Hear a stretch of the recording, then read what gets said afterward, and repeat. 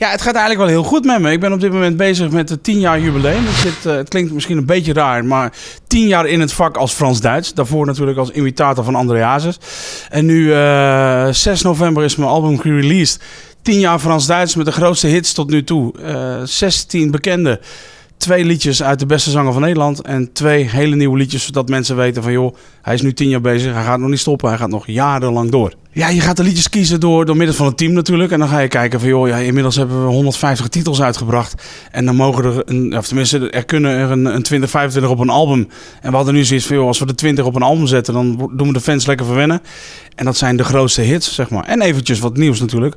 Om toch aan te geven van joh, we zijn er nog en we gaan nog lekker door. Op dit moment ben ik heel erg druk met de promotie van het album. 10 jaar grootste hits tot nu toe. Dus daar kun je me voorlopig wel even op alle radiostations en televisieprogramma's kun je me daar mee voorbij zien komen. Daarnaast maak ik zelf ook nog radio, dus daar ga ik lekker mee door. En ik ben dan weer in de voorbereidingen voor het concert van volgend jaar, zeg maar. Dus volgend jaar kun je weer verwachten met wat leuke collega's.